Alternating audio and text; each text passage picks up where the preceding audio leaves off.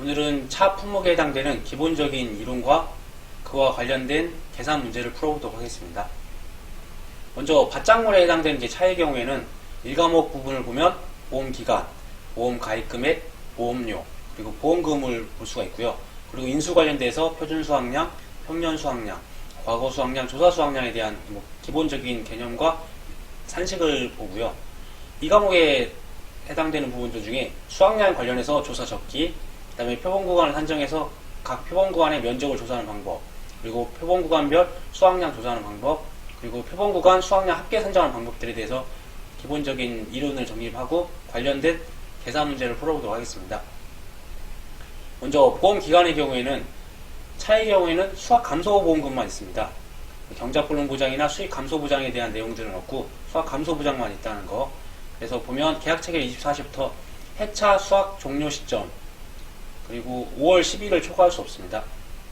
다른 기타 밭작물 같은 경우는 수확기 종료 시점인데 유독 차만 해차 수확 종료 시점이라는 거, 그 다음에 종기가 5월 10일을 초과할 수 없다는 내용들 기억하셔야 되고요. 다음으로 이제 보험 가입 금액과 보험료 같은 경우는 기타 다른 작물과 다 똑같다고 보시면 되세요. 보험 가입 금액의 경우 가입 수확량 곱하기 표준 수확량을 똑같이 사용하고 있고요. 그 다음에 보험료 부분에 있어서 전년도 무사고 할인율 5%가 적용이 되고 방제시설 할인율도 적용이 되고 있습니다. 다음으로 보험금에 대한 부분을 보면 서두에 말씀드렸듯이 경작불능은 해당 사항이 없고 수확감소보장만 된다는 거. 그래서 보상하는 재해로 인한 손해액이 자기부담 비율을 초과하는 경우에 지급을 하고요. 일반적인 보험금을 구하는 식은 갑비자고요. 미부상 감수량은 평년수확량에서 수확량을 뺀 값에 미부상 비율을 곱하고 피해율은 평수, 미평, 기타 밭작물과 똑같다고 보시면 되세요. 다음으로 인수 관련해서 표준수확량의 산출에 대한 부분을 보시면 양배추와 차의 경우에는 표준수확량에 대한 기본적인 산식이 업무방법서에서는 지금 현재 정립이 되어 있지 않습니다. 그래서 2020년도 업무방법서가 개정이 되면 그런 부분을 체크해 보셔야 될 것 같고요. 평년수확량에 대한 부분이나 과거수확량, 조사수확량에 대한 부분들은 기타 다른 밭작물과 내용이 똑같아서 밭작물이 끝나면 과수나 논작물들과 비교하면서 이 수확량을 구하는 연습 문제를 풀어보도록 하겠습니다. 다음으로는 이 과목과 관련되어 있는 수확량에 대한 조사 적기 부분을 보겠습니다. 차의 경우에는 기타 다른 밭작물이 비대가 종료된 시점이나 각 품목의 수확 적기라는 문구로 명시가 되어 있는데 차의 경우에만 조사 가능일 직전이라는 용어를 사용하고 있고요. 여기서 조사 가능일은 대상 농지에 식재된 차나무의 대다수 신초가 1심 2엽의 형태를 형성하며 수확이 가능할 정도의 크기, 여기서 크기는 신초장은 4.8cm 이상, 엽장은 2.8cm 이상, 엽폭은 0.9cm 이상으로 자란 시기를 의미하며 이 부분들을 연구가 2판, 4판이다 라는 그런 걸로 해서 외우시는 분도 계시더라고요. 그리고 이 시기가 해당 시기가 5월 10일을 초과하는 경우에는 5월 10일을 기준으로 한다.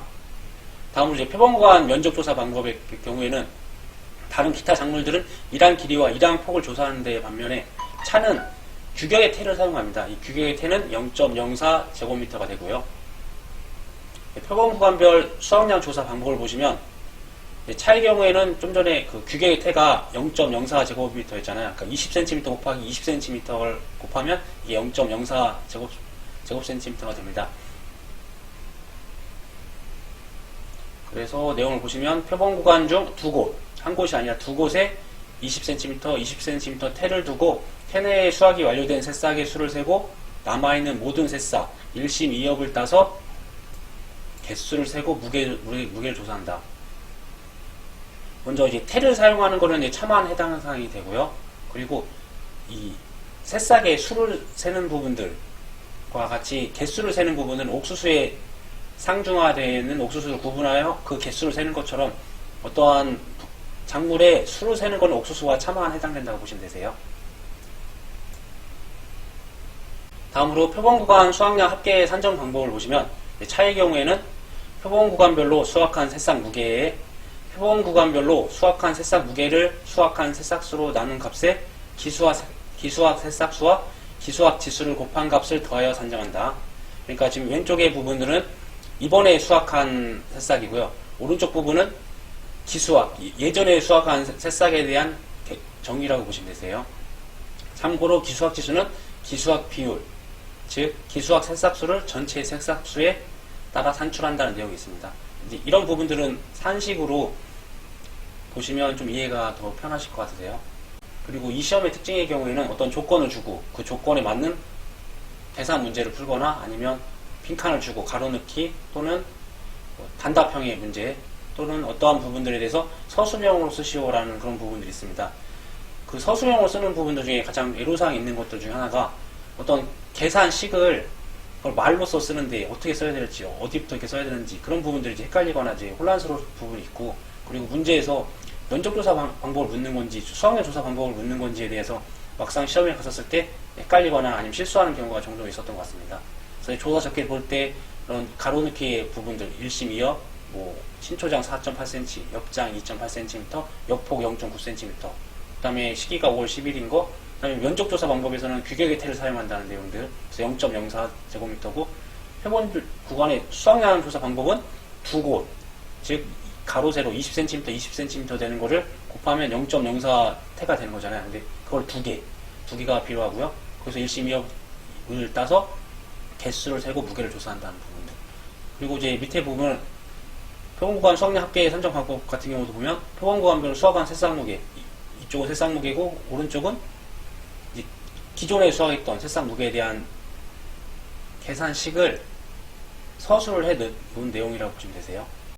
다음으로는 표본 구간 내에 있는 수학량을 산출하기 위해서 기본적으로 알아야 되는 이제 개념들이랑 그거 관련된 예제를 한번 풀어보도록 하겠습니다. 먼저 가로 세로 20cm인 규격의 태를 통해서 그 안에 9개의 새싹이 있었다고 가정을 하고요. 그 안에 X 표시한 거는 이제 기수학한 새싹이 되겠고요. 그래서 3개가 있고, 수학한 새싹은 이제 동그라미 표시했습니다. 그래서 6개가 있습니다. 기본적으로 타 밭작물의 경우에는 수학량을 구할 때 이제 수학량에 대한 부분만 구하든지 아니면 피해 착과량에 대한 부분만 이제 구하는 부분이 있었는데, 실질적으로 이 규격의 태 안에 있는 건 이제 전부 다 수학한 부분들이 있어서 이 전부 다 수학을 한 부분들을 유효 중량으로 이제 표시를 하고요. 그 유효 중량에서 실질적으로 이번에 수학한 비율, 그러면 이 수학한 면적 비율을 마지막에 곱해줘야 됩니다. 그래서 이러한 개념들을 기억하셔야 되고요. 실질적으로 보면 이 안에 있었던 수학량을 전체 보면 기수학한 새싹 무게가 있겠죠. 그래서 3개에 대한 무게가 있고, 그 다음에 이번에 수학한 6개에 대한 무게를 합친 가격이 유효 중량이라고 보시면 되세요. 그런데 이 기수학한 거는 예를 들어서 5월 1일날 이때 이건 수학을 했고, 이건 5월 10일날 수학을 했다고 하면 약 10일간의 텀이 있잖아요. 그래서 그 기간 동안 더 자랐을 거다라고 하는 지수를 줍니다. 그래서 기수학 지수를 더 주어지게 되는 거고요. 그리고 이 기수학 지수는 또 어떻게 구하는 건지, 이 기수학 지수이기 때문에 기수학에 대한 새싹수를 전체 새싹수로 나누면 됩니다. 그래서 보면 전체 새싹수는 9개고 기수학한 건 3개죠. 그래서 3 나누기 9를 하면 33.33%가 나오는데요. 이러한 이제 표가 이제 주어질 거고요. 이런 것도 외울지는 않은데 이런 부분들을 기수학 비율을 어떻게 구하고 여기서 기수학 지수는 어떻게 찾는지에서 안내를 하기 위해서 설명을 드리는 겁니다. 그래서 33.33%는 이 30%와 40% 미만 이 사이에 있네요. 그래서 여기서 이용할 수 있는 0.975를 이제 활용할 수가 있고요. 그리고 실질적으로는 이번에 수학한 거는 이 6개 부분이잖아요. 그래서 유효 중량에서 나중에 단위 면적당 수학량을 구할 때는 실질적으로 이 9개 중에서 전체 9개에서 수학 면적인 6개를 나누는, 그러니까 이번에 수학한 6개를 전체 개수인 9개로 나눈 66.67%이라는 이제 수학 면적률을 또 아셔서 이 부분을 적용을 해주셔야 되세요. 실질적으로 이제 차 계산 문제를 이제 보시면 차에 관련된 계약사항이다, 지급보험금을 구하시오라는 문제입니다. 기본적으로 계약사항이랑 조사 내용을 통해서 문제를 구하는데요. 보험 가입 금액이랑 평년 수학량, 그다음에 태풍으로 해서 5월 2일날 조사가 있었다. 그래서 조사한 면적들, 그리고 이제 기수학 지수도 이렇게 주어져 있네요. 이 기수학 지수는 0.983이라고 하는 지수는 아마 이 기수학 비율이 이 20에서 30% 이내에 있다는 가정인 것 같습니다. 그래서 0.983은 이제 이런 부분에서 유출을 할 수가 있고요. 그리고 조사한 내용들을 해서 금차 수학한 새싹 무게랑 이제 기수학 새싹수 이런 부분들을 조사를 하면, 다음으로 이제 차 계산 문제를 풀어보도록 하겠습니다. 어떤 계약사항이랑 조사 내용을 토대로 해서 지급보험금을 구하는 문제인데요. 품목은 차고 보험 가입 금액이랑 평년 수학량, 자기부담 비율 이런 부분이 나와 있네요. 그리고 조사 내용에서 보면 어떠한 조사한 면적들이 나오고 기수학 지수가 0.983이 나옵니다. 0.983의 경우에는 아마 지금 기수학 비율이 20% 이상 30% 미만 안에 해당되겠네요. 이렇게 해당이 돼서 이 수치가 나온지도 한번 확인해 볼 거고요. 그리고 표본 구간 내의 이제 수확량을 확인하기 위해서 이번에 수확한 새싹 무게랑 그다음에 기수학 새싹수랑 금차 수확한 새싹수 이런 부분들을 비교하면서 그러한 단위 면적당 표본 구간의 수확량에 대한 부분들도 구해보도록 하겠습니다. 미보상 비율 20%고 수확 면적률이 있네요. 이 수확 면적률도 75%가 나오는데 이게 또 어떻게 나오는지 산식을 통해서 한번 풀어보도록 하겠습니다. 먼저 이제 풀기 이전에 제가 항상 하는데 이미지화를 시키는 걸 보시면 실제 경작 면적을 확인해야 됩니다. 가입 면적이랑 실제 경작 면적이 10% 이상 차이가 발생할 시에는 계약사항을 변경해 줘야 된다. 가입 면적 8,000이고 실제 경작 면적 8,000으로 같으니까 계약사항 변경이 없습니다. 다음으로 제가 설명드렸듯이 1 곱하기 2 한 값에 3 곱하기 4를 한 값을 더하는 게 전체 수확량이라고 말씀드렸듯이 1번은 뭐 평년 수확량에 대한 단위 면적당 수확량에서 평년 수확량에서 가입 면적을 나누면 될 거고요. 그리고 수확량을 구하기 위한 부분들이라서 보상하지 않는 면적, 즉 기수학 면적, 미보상 면적, 타작물 면적에 대해서 합계를 낸 값이 2번이 되는 거고요. 그리고 조사 대상 면적 같은 경우는 실수 타김에서 실제 경작 면적에서 수학 불능 면적, 타작물 면적, 미보상 면적, 기수학 면적을 뺀 부분이 조사 대상 면적 3번이 되고요. 그리고 이제 표본 구간 제곱미터당 수확량 같은 경우 유효 중량이라는 개념을 사용합니다. 유효 중량 같은 게 아까 전에 여기서 유효 중량이 전체에 대해서 기수학한 새싹의 무게, 그 다음에 수학한 새싹의 무게를 합쳐준다고 말씀드렸잖아요. 그래서 합쳐진 부분이 유효 중량인데 실질적으로 이번에 수학한 새싹들의 무게를 하기 위해서는 나중에 결과론적으로 수학한 면적에 대한 비율만큼을 곱해줘야 됩니다. 이런 개념을 가지고 문제를 푸시면 되시는데 다음으로 이제 수확량에 대해서 내용들을 보겠습니다.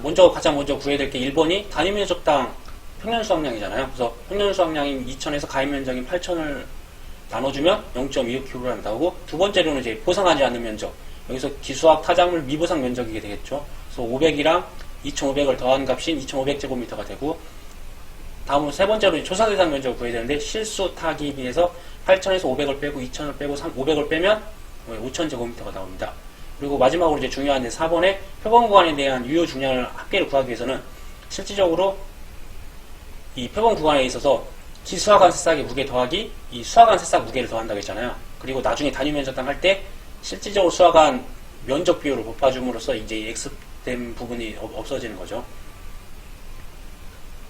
그래서 이제 그런데 이번에 수학한 새싹의 무게나 이번에 수학한 새싹의 수는 알아서 이 새싹 한 개당 무게를 알 수가 있는데 기존에 수학한 새싹에 대한 무게는 알 수가 없어서 그러니까 숫자는 개수는 셀 수가 있는데 그 기수학한 새싹의 무게는 알 수가 없는 부분이 있어가지고요. 그 부분을 이제 유추하기 위해서 이번에 수학한 새싹 무게를 이번에 수학한 새싹수로 나누면 이번에 수학한 새싹 한 개의 무게가 나오겠죠. 그 무게에다가 기존에 수학했던 새싹수를 곱하게 되면 기존의 새싹수에 대한 어떤 무게가 나옵니다. 근데 그 무게가 그 기존에 뭐 며칠 전에 그걸 땄기 때문에 더 작겠죠. 그래서 그 작은 비율만큼 즉 기수학 비율을 곱해주면 기수학했던 새싹의 무게가 나옵니다. 그래서 이거 산식을 보시면 수학한 새싹 무게의 합계인 0.15에서 이번에 금차 수학한 새싹수 450개를 나눈 값에다가 이번에 기수학 새싹수 150개죠. 150개 한 값을 기수학 지수인 0.984. 그러니까 이게 1보다 작은 이유는 먼저 수학을 했기 때문에 더 작다는 이제 개념을 접근하셔야 되세요. 그래서 0.983을 하는데 이 0.983이 이제 기수학 지수가 주어져 있는데 기수학 지수 구하는 방법도 같이 보도록 하겠습니다. 그러니까 기수학한 새싹의 무게에다가 이번에 수학한 무게 0.15를 더한 값이 유효 중량이라고 보시면 되시고요. 여기서 0.983이 만약에 주어져 있으면 이용하면 되는데 이게 안 주어져 있을 경우에는 실질적으로 이번에 기수학한 새싹수를 전체 그 표본 구간에 있는 새싹수로 나눈다고 말씀드렸잖아요. 그래서 150 나누기 150이랑 450을 더하면 600이니까 150 나누기 600을 하면 이제 25%가 나옵니다. 그 25%라는 수치는 보면 이 기수학 비율이 25%는 20% 이상 30% 미만이네요. 그래서 25%는 이 안에 들어가기 때문에 기수학 지수를 0.983을 이용할 수 있고요. 그래서 만약에 기수학 지수 0.983이 주어지지 않았다면 이 기수학 새싹수랑 금차 수학한 새싹수를 통해서 기수학 비율을 구해서 기수학 지수를 구할 수가 있습니다. 다음으로 이제 이렇게 기수학한 새싹의 무게랑 이번에 수학한 새싹의 무게 유효 중량 구했으면 이제 유효 중량에 대해서 이 표본 구간의 면적을 나눠줘야 되죠. 면적을 나누고 실질적으로 이제 기수학된 부분이 중요한 게 아니라 이번에 수학한 면적이 실질적인 수학량이기 때문에 이번에 수학한 면적 비율을 곱해줍니다. 그래서 이번에 수학한 면적 비율 75%가 나오는데 이 75%도 실질적으로 이번에 수확한 새싹수는 이제 450개잖아요. 450개가 원래 전체로 하면 600개 분의 450개를 하게 되면 이제 75%라는 수확 면적 비율이 나옵니다. 그래서 수확 면적률을 75%를 곱하고 한 수치가 0.2334kg이 나오고요. 그래서 전체적인 수확량은 1 곱하기 2 한 값에 3 곱하기 4를 한 값을 더한 값이 전체 수확량이라고 말씀드렸잖아요. 그래서 이 수치들을 대입을 하면 이 수확량은 1792kg이 나오고요. 다음으로 이제 수확량을 구했기 때문에 미보상 감수량을 구할 수 있습니다. 미보상 감수량도 평년 수확량이나 수확량을 대입을 하고 미보상 비율인 이쪽 20%가 있네. 20%를 적용하면 약 42kg이 나오고요. 이제 미보상 감수량을 구했기 때문에 이제 피해율을 구할 수 있죠. 피해율을 구해보니까 피해율이 8.3%가 나옵니다. 그리고 실질적으로 보험금은 자기부담 비율이 20%인데 피해율이 8.3%밖에 나오지 않았기 때문에 피해율이 자기부담 비율인 20%를 초과하지 않았기 때문에 지급보험금 없음 이렇게 푸시면 되실 것 같으세요. 다음 시간에 이제 콩 품목에 대해서 문제풀이 하겠고요. 뭐 좋은 문제가 있거나 기타 문의사항 있으신 분들은 카톡을 통해서 연락을 주시면 감사하겠습니다.